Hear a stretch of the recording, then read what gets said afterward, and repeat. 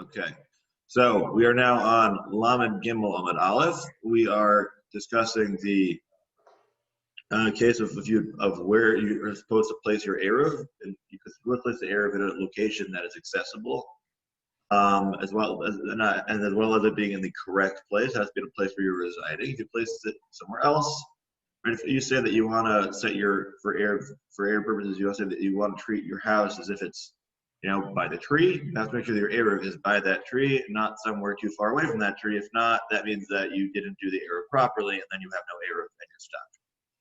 So, right, so that now we're trying to figure out, so what exactly did you do, and how should we have done it correctly? So first we said so we were talking about, right, so we said we're putting it by the base of a tree, and then if you put it, again, if you put it as high up as you want it in the tree, as long as it's above the base, and that's what you had in mind, that's fine. The problem is when the branches start going up to the side, that creates a problem. So now the question is there any other ways of getting to it, right? So how else is there issue, and how else does this work out? So the Gemara continues.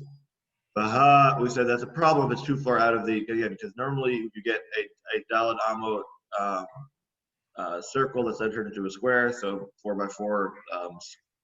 You basically get a 4x4 square all the way around. A little bigger because of the corners, but we'll leave that aside until we get to the part measuring out the corners bit. So that's what we have. So now let's say again, we mentioned before, previous case was we said this is out that region is outside, and that's the problem, right? It's outside of it. We had our much area here, right, where it could be, and now the problem is that this tree is too far out, and the reason we're saying there's higher and lower on the branch is because the branch is one of those that looks like it's at a right angle. So then we said, wait, why is this such a problem? Couldn't we say that even if the Eruv was located too high, you can still bring it by way of the tree's leaves, meaning that if all the branches are above 10 tefachim, then could we say that you could bring it in through by going above on the high part of the tree, and therefore by bringing it that way, you don't actually do anything wrong by Eruvin because you basically moved it in or shadiach the whole way to get to your proper location. So shouldn't that mean that the Eruv should be fine even though it's way too high up? So even though currently it's too far out, but couldn't you then bring it in closer in a mutter fashion? Then it should be allowed because then you can actually access it. So when you climb the tree, as you see in the diagram here, right? So if you'd climb the tree, right? So the entire time you're above 10, and then grabbed it and then came back to your spot, that'd also potentially be fine. So what's the problem? Right, so that's here, right? Again, so you see this guy, being very adventurous and trying to make sure that he can get to his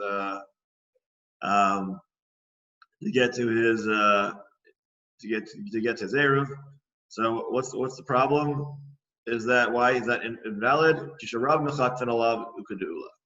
Problem is that sometimes is when the people who use the public domain, which is where the street is currently located, use as a place to put down their things. Right, we're basically heavy load. You don't want to put it down on the floor because that'll be really hard to bring it back up. And so you put it down on a low stoop of some sort or on a wall. And so this is what you'd use this tree branch for. As kudula, as a pinagula, damar ula, amud tisha barabim, b'shut rabim, barabim b'chat olav, v'zarak v'nach al gabav chayav. This is according to Ula, who says that if you have a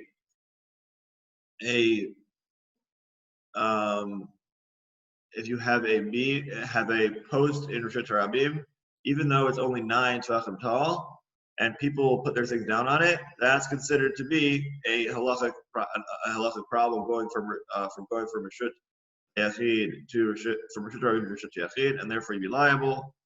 It's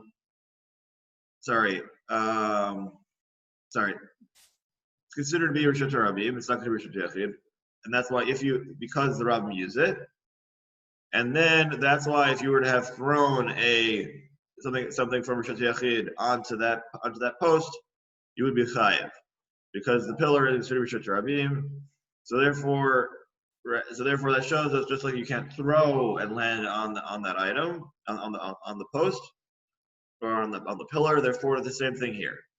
So, and actually, with archaeology, they've actually found for the case of the point that we mean by do people really use these posts like that? So the answer is yes.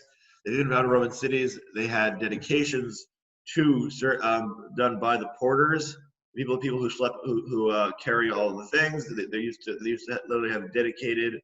By dedicated, I mean just as for those use. They literally had the names engraved that the porters made a lot of money moving things within the Roman cities.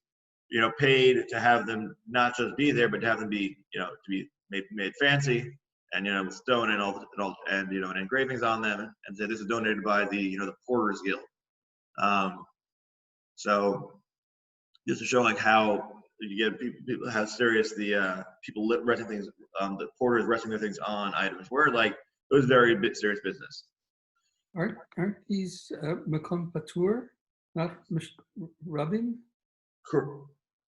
Depending on their size is the answer. Mm-hmm. Yeah.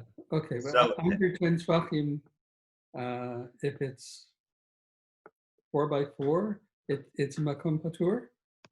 Yeah, if it's over, yes. If it's less than 4x4 and above 10 or below, then it's makom patur. But if it's above 10 and 4x4, it becomes Rishon Yachi. I presume you want it to be this makom patur so that you can place things there. If That's this the whole pillar was that small, you're right. Right. But the problem is this is a big pillar. It's like it's a chashuv pillar. So we're not talking about really people using it to place things down on Shabbos as a way of resting and not being over in sort of putting it in the wrong rishus. We are. Right? I mean, we are. I'll just point out that when we say mechad felav, what we mean by that is that people used to legitimately use it as if it's a serious item, and only a certain height was it considered to be a Rishut Rabim usage, versus at a certain point considered to be a separate Rishut and unusable.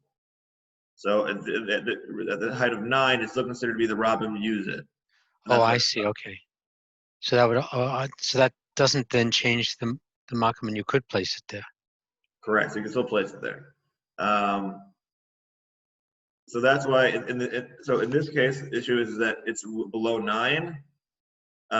So therefore, even no matter how the surface area is, it's still considered to be part of the Rishut Rabim, which is why we throw from Rishut Yachid on Rishut Rabim. It's still a problem. I'll just point out in general what we mean by mechatzin and why that's considered to be a important usage. So I'm just pointing that out. So then like that, it really was an important usage, and the height the porters used was a very important measuring stick. So. Okay, so now we understood the opinion of why it's problematic. So my Rabbi, my Rabbana. So we're trying to figure out is who's the one who's quoting Rabbi Yehuda's opinion originally, or the Rabbana's opinion originally, in terms of the above 10 and below 10 issue. So how does that whole thing work out? So. Right. So remember we were talking about here. Let's see. We do this here. So in terms of the here we're talking about the in terms of the placement, whether or not it's problematic or not in the Mishnah there. So that was the question.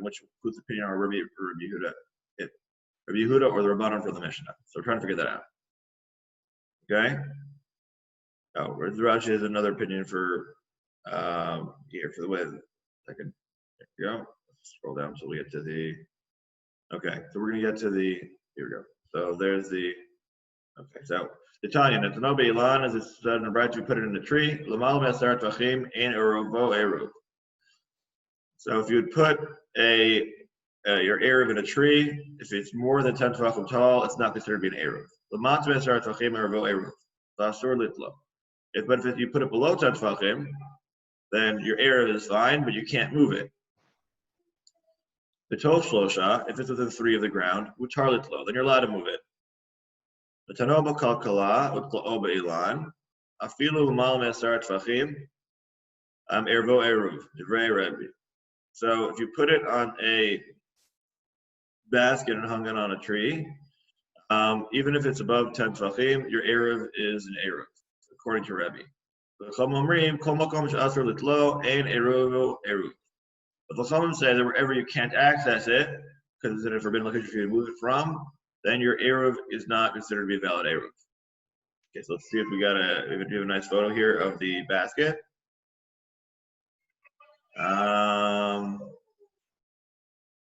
Here we go. Okay. All right. So the pictures above were basically those were explanations of Rashi in general of carrying. We can go back to that in a few time, but for now, let's try and we'll get through the primary Gemara. If we have time at the end, we'll go back and we'll make sure we'll cover up all the nice diagrams and do more background on the how we care from Rishos to Rishos. Rabbi, Okay. is machlokes between the two based on ben hashmashos, whether it was accessible, whether you hold that if something's accessible ben hashmashos, then it's okay to use, and the other one says no? Correct. Yes. So it appears that yes, that was our question. Is when when does it go? One question was where can you place it? Another question is does it matter that it's inaccessible to you or not? So yes, that is the exact question that Joel's mentioning. That when we say accessible ben hashmasha, what do we mean by accessible? Do we mean that you have to be able to fully be able to receive it, or does it mean that it has to be in its own area that somebody can then use?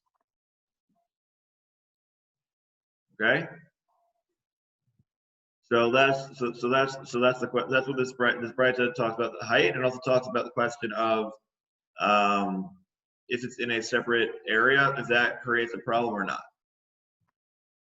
So now the question is, the Chachamim omrim ahai, right? So wait, so when the Chachamim are stating their opinion that they say that if you put it in a place that you can't access, your Eruv is no good. What are they talking about? Remember that the Beit that I just read from the Tanya is rather long. So el ilema aseifa lema kasam rabbanan stadin asurin. So if the Rabbanan are stating that the issue is with the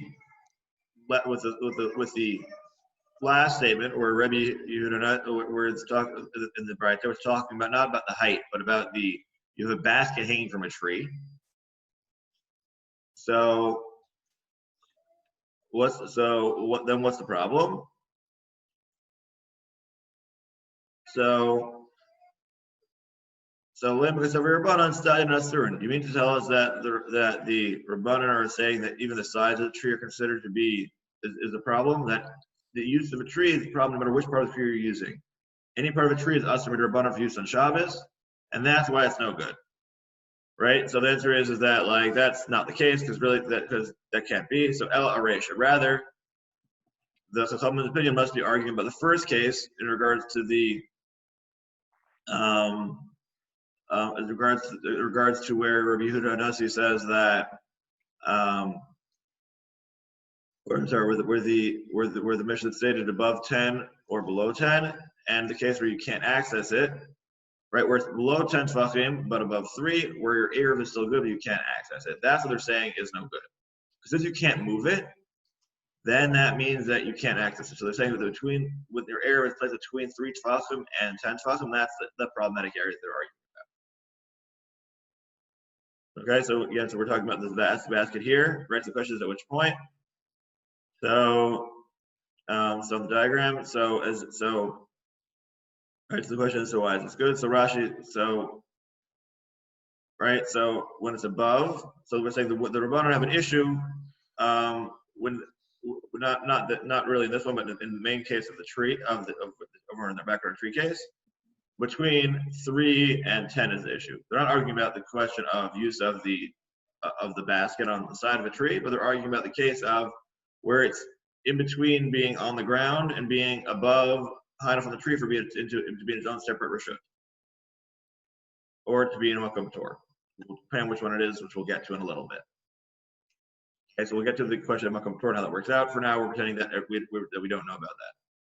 Okay, so.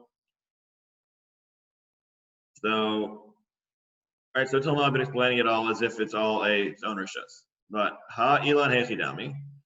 So what do we? So right. So now everyone was asking about the Makom Tor, and everybody was right. I was wrong. I was just trying to not spoil the ending. So hi Ilan Echidami. So right. So what are we talking? So what tree is it then? So idolate ve arba Makom Torhu. If the area isn't 4 by 4 tefachim, it's considered Makom Tor, right? And what's Makom Tor? So Makom Tor is a place that's considered to be neither, you can't be chayav in Hilchot Shabbos because it's neither Rishut Rabim nor Rishut Yachid, and it's a place where you're exempt. So therefore, assuming that the place is if it's above that height but too small, then it acts right. So if you're on an area that's too small, then that would mean that even if it's placed higher than 10 tefachim, it's still now it's on a Makom Tor, and therefore you can carry to and from it, which is actually one of the in case you're ever stuck accidentally carrying outside an Eruv, one of the the ways of solving your problem. Let's say you're going for a walk, and then all of a sudden you're outside the Eruv, and you're like, oh, but you happen to have your keys in your pocket. So the best thing to do is to try and place it on something that's considered to be a Makom Tor. So which typically would end up being either depends on where you live and the exact measurements of the items, but often would be a parking meter or a fire hydrant. Typically end up being just like the perfect sweet spot of being small enough surface area while being the right height in order to be not in Rabim and being in Makom Tor. There's other ones also, but we will for more on that. That'll be a sure backup set Shabbos. So we will we'll leave that for now. But again, there are multiple places that are Makom Tor. As far as the exact ones that would apply in Toronto, I apologize. I've not been outside much, so I can't tell you the exact which things I found that are. I think parking meters are pretty much obsolete, but you still find fire hydrants. And I was thinking about those electric boxes, but they may be too big. I'm not sure. Sometimes you've seen do they have these little pylons, the ones that you can drive through places? Yeah, temporarily, yeah. Yeah, so those would also consider to be Makom Tor, assuming they have the right height. Yep.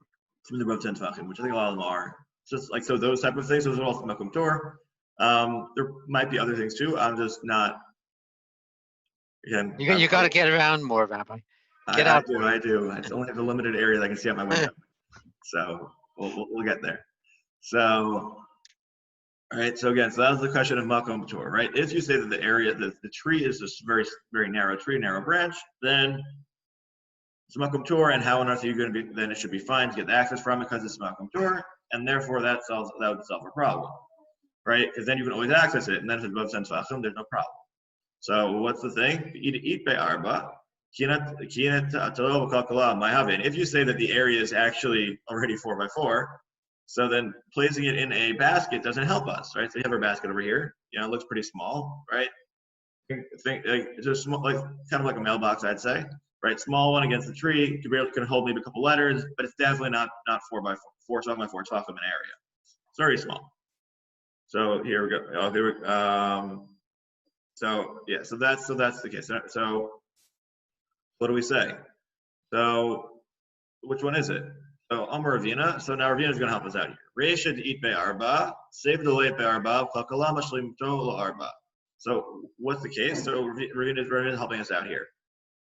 The first case where it's problematic is you're right.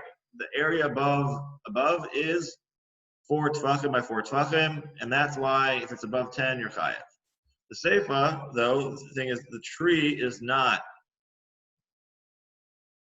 Like the top of the tree is not yet, like that area we're resting on is not yet 4 by 4, but the basket makes it end up being 4. That's what we have over here, in diagram number 19. So it's not saying but look at the top over here, right? So we've got the basket, and then we fill it in over here. So here, let's say this tree, let's say is only 3, and let's say is basically it's 3 by 3, and then over here is another 1, another let's say 3 by 1, so we end up getting or 4 by 1, then we get our 4 by 4 total, right? So altogether you're getting 4 by 4, so that's the question. So Rabbi Savar Rabbi Meir, V'Savar Lach Rabbi Yehuda, and then we would say that Rabbi Savar holds like Rabbi Meir, and he holds like Rabbi Yehuda. Still has to hold according to these opinions in order for his opinion to work. So what are those opinions that Rabbi is holding by in order to allow you to be able to access the area?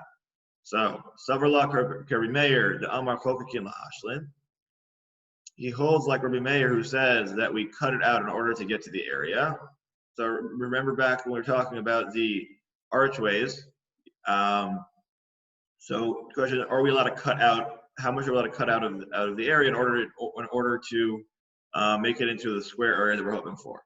So Rabbi Meir was the opinion that if you have an arched gateway, you can carve out part of the arch, even though it's currently filled in. So here too, you can basically cut through the tree, and therefore, or in the basket can come out of the tree, and you treat the whole thing as basically if it's hollow, and that's how you can get to your total area. Because otherwise, it wouldn't really work. They're two separate items. But we say that you kind of cut through, therefore you can add that whole area into it. Right? So you're basically ignoring the boundaries, and you're just looking at the total area contained within. So that's Rabbi Meir's opinion, and then what's Rabbi Yehuda? The summer like Rabbi Yehuda, and he also look at Rabbi Yehuda. What did Rabbi Yehuda say? To Amr B'inan Eruv al Gabei Makom Arba V'Leika. So he also says that you need to have the Eruv on a place that's actually fully 4, and this is not the case because the Eruv itself is not on top of it; it's in the basket. So basically, he's going.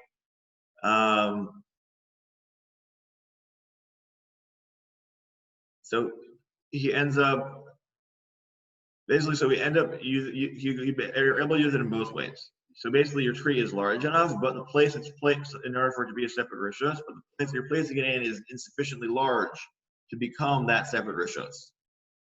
So basically, it's still in a makom tor, despite everything.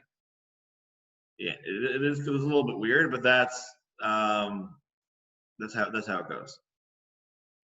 Okay. So that's our circumstance. Okay, so my Rabbi Yehuda, and how do that's where Yehuda holds that if your Eruv is not in a sufficiently large location, that you're back to square one. To Tanya, as we learned in the Breita, Rabbi Yehuda Omer Naat Korah Bershut Harabim V'nias Eruvo Aleh V'asara V'rachav Arba'a Eruvo Eruv V'imlav Ein Eruvo Eruv. So how do we know that about Rabbi Yehuda? He says, because Rabbi Yehuda says that if you put a beam in the public domain for Eruv upon it, when does it work? When the Eruv is 10 tefachim high and is 4 tefachim wide. Therefore, it's considered as Rosh Yachid. Therefore, your Eruv is an Eruv, but if not, it's not a valid Eruv. You need to place your Eruv in Rosh Yachid. So, Adarabba, hu ve'eruvo b'makom echad. Wait, what do you mean? Don't you need to state that your Eruv is supposed to be with where you're going to be, and like you can't really live on top of a beam for Shabbos? So Elahachi Kamar. This is what he meant to say. Gavoa Asara, Sarich Sheheb Rosh Arba. If it's 10 tefachim tall, it needs to have a 4 tefachim platform. Ein Gavoa Asara in Sarich Sheheb Rosh Arba. So no, he meant that if it's 10 tefachim tall, you need to have a wide platform on top, but if not, then it does not. So we have a nice photo here of that. Again, this we don't. Okay, we'll get to the rest of these pictures then. Okay, so I'll stop scrolling. We'll get to them in a little bit. Okay. Come on. So who is this opinion about it having to be 4 on top? The low Rabbi Yossi, Rabbi Yehuda. It's not as Rabbi Yossi says then Rabbi Yehuda. The Tanya, Rabbi Yossi, Rabbi Yehuda, Omer. Sorry, the Rabbi Yossi, the son of Yehuda, says, so Na'at Kana Bereshut Harabim, Biniach Bereshut Raskal, Zarak Vanach Hagabav Chayav. So this does not follow that of Rabbi Yossi, son of Yehuda, who says in the Breita that if you had a post in Reshut Harabim, and then you put a Traskal on top, which is another type of basket, and then you threw on top of the basket your Chayav. Okay, so let's look at what this looks like. Okay, Here we go. Number 15. So you see there's this little pole. You put the basket on top, upside down, or there's a flat area on top for to land on, and then there we go. So then Tosfot thinks that actually the way it was is that you have it upside down, and not on top, but on the side like this. But we'll get there. Okay. So again, the first explanation is we're going to go with Rashi. There's simply this basket, it lands on top. Even though below it is definitely not a sufficient area, but on top it is. Okay. So Filu Tamer Bios Yehuda Hatam Hadran Mechitzda. No, there that works because the basket is resting on the pole, and therefore the basket forms the walls around it. Hacha lo hadran mechitzda. But here the walls don't. So what do you mean the walls don't? So the walls don't because when it's on a pole, right? So see how the basket surrounds the whole pole, and therefore you can say that it has all these walls surrounding it. But if it's hung on the side, as we had before, all right, in any of these cases, that would not be the case.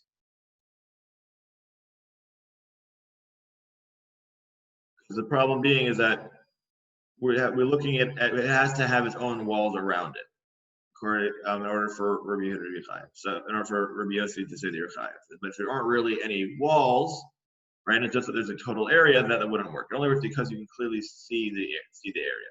Not that you're you're cutting out a hole out of the tree combined with a basket. Nothing complicated. Do I see an area sufficient size? If yes, yes. If no, no. So Rabbi Yirmiyah says, Shani Kalkala, Ho'il v'yachol l'mtota u'lavia l'tof asara. No, there's a different story with the basket because you can tilt it and that way bring it within 10 tefachim of the ground. Basically, when we have, we're saying that when you nailed on our nice little basket to the tree, how did you do it? You only put in one nail instead of two. So basically it works like a hinge, or you actually hung it on a tree branch. That way you could swing it a little bit. So that's why you can move it from being in the Aser Rishus to being in the of being too high in Rabim to being below, and so that way you could actually have proper access to it. As you see here, Tosfot says that you put the Eruv on the edge over here, and therefore you can swing between the two. Right, you see how this looks like a joint. So that's the case, because once you can move it between the two, that makes things much easier. Okay, so Yativ Rav Papa v'ka amar lahash matata. So Rav Papa was sitting and teaching what we've stated above. So Eitvei Rav Bar Shaba LeRav Papa, and then Rav Bar Shaba questioned Rav Papa. Ketzad hu oseh. So what is somebody supposed to do for an eruv? So Molicho Barishon Umachshich Alav V'Not Lo Uva Hashini Machshich Alav V'Chlo Uvala. So what happens if somebody is trying to make an eruv when Yom Tov falls on Friday, and you want it to be valid going into the next day as well? So let's say this year Rosh Hashanah. So what do? So you'd bring it with you on the first day, and meaning before the first day on Erev. Sorry, this is not quite this year. The case here is where it goes Yontif into Shabbos, and then because otherwise this wouldn't work. It could basically just be a time when you could have carried it to that location, and then for Shabbos is when you can't carry it. Basically, we're having you go from Yontif Friday into Shabbos into Shabbos. Okay, so so what are you doing on Erev? On Erev Yontif, you bring it to your desired location where you want to be residing. Right? If you're Erev Zichron, we're talking about not if you're Erev Chatzerot. because it's going to the place where if you bring it somewhere and then you stay there, that's how you set up the Eruv. That's what. So and also there's no walls necessary for it to go into effect. Just you're being in that given location. So that's what we just did. Okay, and then you wait until it's dark. And then you take the whatever your Eruvin made out of, and then you bring it back home with you because currently it's Yontif, and you're allowed to carry for a purpose if it has a purpose on Yontif, and currently this has a purpose because you're bringing it back home. You don't want to leave it outside because it might get ruined. Basheni. So then we're going from the first day to the second day.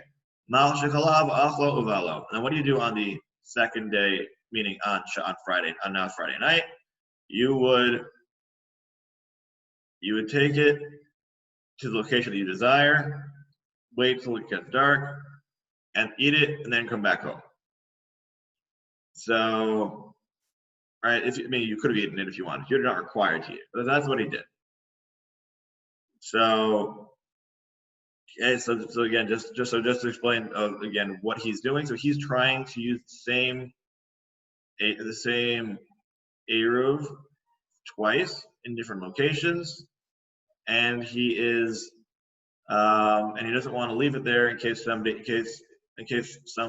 either in the same location or two different locations, and he doesn't want it to get eaten in the interim. So let's say if you left your Eruv for Shabbos or for Yontif, you wanted to work for the next one too. But the way that it works is that the Eruv for each only starts at Ben Ishmashot, as we mentioned earlier. Right? When is the Eruv effective Ben Ishmashot? So if the Eruv, but Shabbos and Yontif are considered to be separate in terms of their kedusha, they're separate days in terms of for their various Yisurim. So what happens is that if it go as opposed to the case if let's say on Shabbos, if you disappeared, you would eat the rest of Shabbos. But the problem is that it won't include Yontif or vice versa, right? It only gets you that one day if it gets consumed. It won't include the next holiday or the next Shabbos, only that particular day. And Shabbos and Yontif are two separate kedusha. As far as the question of what happens on let's say on Rosh Hashanah when it's considered to be a Yom HaRechta, that's a much larger discussion we'll hopefully get to in Gemara too at some point. So it is an Eruvin as well, but not necessarily by next week. What? But not necessarily by next week. When we get to that discussion. I'm trying to get to the Mishnah. No, I think we're going to get to it. I think it's just in time. Not that I plan to do it, but it's good to know. Right. I think we might get to it in time. I'll have to check. I haven't been looking that far ahead. I should have been, but okay. So again, we'll hopefully get to that sugya. And if not, it'll be relevant also for Sukkot and Simchas Torah as well. So is it as much though? Is it the whole issue about his Rosh Hashanah one day that's 48 hours as opposed to two separate days? And does that have an impact also? Yes, that have an impact on this issue. But right now we're not dealing with extended Yontif. Right now we're dealing with just Shabbos and Yontif, which will be spoiler alert. Yes. Yes. So we're only doing that right now. So for that one, so again, I'm going to go as far as I can because I know that tomorrow's Shabbos. So we'll go as far as we can while being understandable, and then just so to make everybody a better understanding of this heading into Shabbos, so we can all relax a little bit easier on Shabbos. Okay. So again, so until now we're talking about the location of the Eruv based on the area of the basket or of the tree, and whether or not that's an accessible area or an inaccessible area, and whether or not that's an area you're allowed to carry from or not carry from. That was what we did that's what we did. But now we're debating about the question of if you want to bring your Eruv somewhere, does that work? Which is parallel because of you're allowed to your ability to access or not, but it's also different because we're no longer talking about height and area, but about a person's usage thereof. So why are you allowed to even do that? The thing we said about you're bringing the Eruv to the place and waiting with it on Yontif and Shabbos.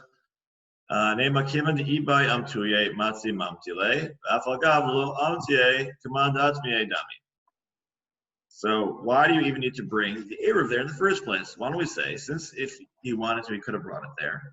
Even though he didn't actually bring it, we say as if he brought it there. Right? So why don't we say that? Like, why do we make the person go all the way out there and bring the Eruv? Can't we say, since if you wanted to, we could have walked all the way there, that's in the right place. So we say here too, that just like we can tilt the basket, so too, we could say that even though I didn't bring my Eruv all the way to the spot, I had in mind I was going to bring the Eruv there, and that's good enough. So, all right, so why don't we say that? Shouldn't that be fine? So, Amar B'Zera, Gzera Mishum Yom Tov Shekal Liot Achar Shabbat. No, the fact that you need to bring there, and the potential is not sufficient because of the Gzera D'Rabbanan of where Yom Tov happens after Shabbos. Right? Gzera Mishum Yom Tov Shekal Liot Achar Shabbat. Right? So, in that case, the Eruv is only, right? So that's that's if you had, I guess that's more akin to this year, right? So where you have, you can't bring the air. You might get confused between the fact of Yom Tov going to Shabbos and Shabbos going to Yom Tov, which is understandable. So because of that, right? So you may think that just like I can bring my Eruv and wait there with it on Yom Tov, for it to go into effect for Shabbos. I can do the same thing for Shabbos into Yom Tov. But the problem with that is that if you carried your Eruv on Shabbos, well, you're just over on the Isser D'Oraita Hotzah, which we do not want you to do. So we want to avoid that at all costs. That's why we said that you actually have to set it at the right place before Shabbos and before Yom Tov go into effect for both of them. And we don't let you do any of the bringing it in the middle. We also don't let you do the whole, I could have brought it there and I would have. It's like, no, we don't let you do that because you may think that this star would apply in the other cases as well. So instead, all these cases, we won't let you do the potential. You have to actually bring it there properly and leave it there without any of this moving back and forth business. Right, so you can't, right, because for Shabbos, might have thought for Shabbos you'd also have the same Kavana, but the answer is no, you need to actually brought it there always. So what you should do is bring it there on Erev Shabbos or Erev Yom Tov, whichever one's first, and then have in mind for it to work for both, which we say is fine. In fact, nowadays when we do it, we actually have it lasting for far longer than that. Okay, so let's see where we're up to. Okay, here's the pictures. I'm sure I have the right picture in front of us. Okay, fine. I'll stop sharing for now until we get to the point where the picture is relevant. Okay, so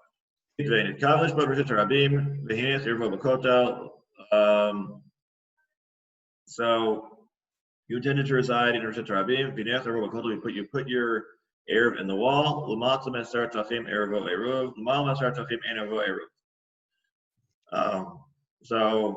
Actually, we had the right picture there. One moment. Let me get back to it then. So here we go. So if you had didn't have a page transition. That's why I didn't see it. Got it. Okay, fine. So if you put your Eruv, if you wanted to reside in Rosh Hashanah, but you put your Eruv in the wall.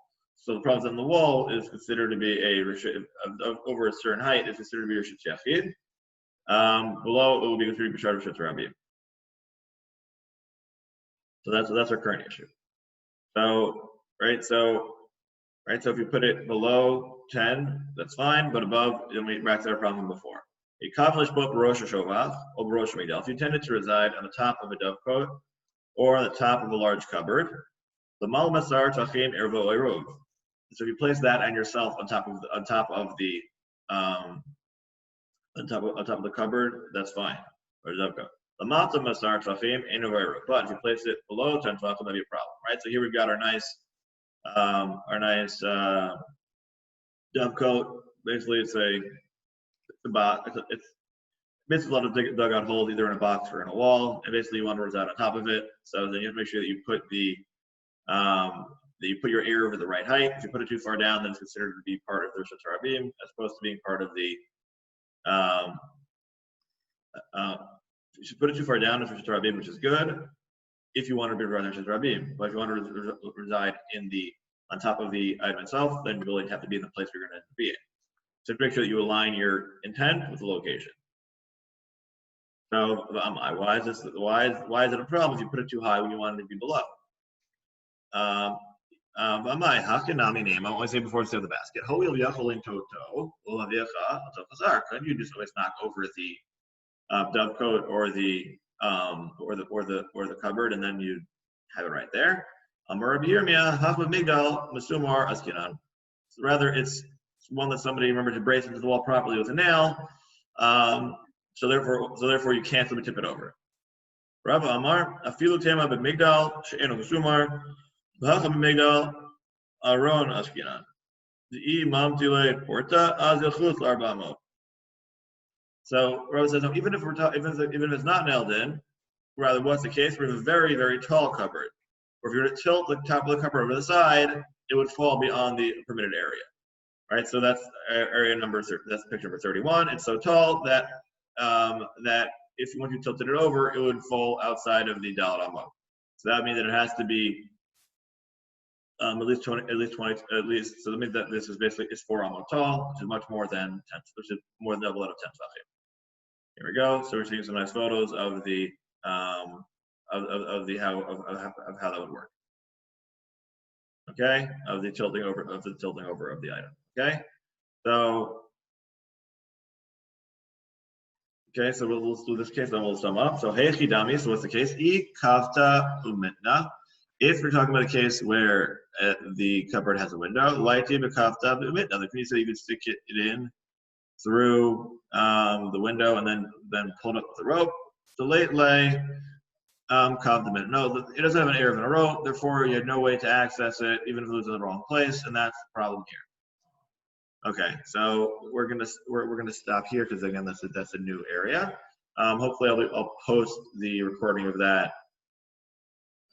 Actually, I'll probably just do it as soon as I finish this recording. But again, if you want to find the recording, it'll be on Toronto Torah's YouTube page, or it can be found on BAYT Torah. So again, just to sum up what we covered today. Today we covered a lot of very technical and confusing things about various areas for replacing your Eruv. We started off. Let's go through the photos because there's a lot of them, and we started talking about the case of if you placed the Eruv in a tree too high up, that being a problem because being outside of the designated place where you decide you're going to reside. Then we discussed the case of, well, couldn't you always get there by climbing? And then we said that normally would be okay, but the problem is that people actually use that, are actually using the tree to carry things, and when people are using things to carry things, that means that it's actually considered to be part of the Rabim, which means that you would then be in violation of the Eruvin by taking it from that location because you're moving between different shiot. We're then discussing the case of the two different baskets attached to trees. We have the basket attached on the side, and the question of whether or not it's considered. Can we combine the area of the basket with that of the tree to get you to your 4 amot area to be its own reshut? And Chaim, of course, if it's too small, it being welcome to, and you're being allowed to access it and use it, which makes it a valid Eruv. And then we discussed the case of if it's too high up, if then you can then tilt it, and that's why it could be accessible even if it's too high. You can make it accessible by putting it down from above to below 10 tefachim, so moving from the forbidden to the mutter area even without actually doing it in anything b'isur. We spoke about the case of that has less different from the case with the basket on top of the pole, because that's something that you can't do that too. Also because the walls of the basket will definitely serve as walls to demarcate the area, as opposed to the tree, which you said is a machloka, whether or not you say you can dig out the tree or not. Then we spoke about the case of putting things into a wall, putting it into a wall, or putting it into a dovecote or cupboard, and then based on the question of can you move it or not, so much as the swinging basket. And then we said, well, even if you can't necessarily move it, there's a question of are you allowed to move the item based on a rope and pulley? Because if you're allowed to access this rope and pulley, through the window of the item, then you could access it in a mutter way because you're not actually actively moving it via dime, meaning like your hand's not going from one to the other one. You're still just moving it from the improper height to the proper height, and therefore that could solve the problem. And we said no, is that like we're not talking about a case where it's so complex we would have all those items set up. Rather, it's a case where you are right where you don't have that, and then we do have the issue of moving from the area that's considered to be a Rishut Yachid to being the area that's considered to be Rishut Rabim, and we're not dealing with as we had mentioned before a little bit about Makom Tur. So we're not talking about Makom Tur because if it was Makom Tur, then you would have been safe, but that's not how it is here because. If it's Makom Tur means that you are patur entirely. In our case, we're talking about a case where you would be chayav for the air being in the wrong place. Okay. So that's it for today. If anybody has any questions, please let me know. If not, I hope everybody has a good Shabbos. Shabbos, thank you. Have a good Shabbos. Shabbos. Shraga, Shabbat Shalom, Shraga.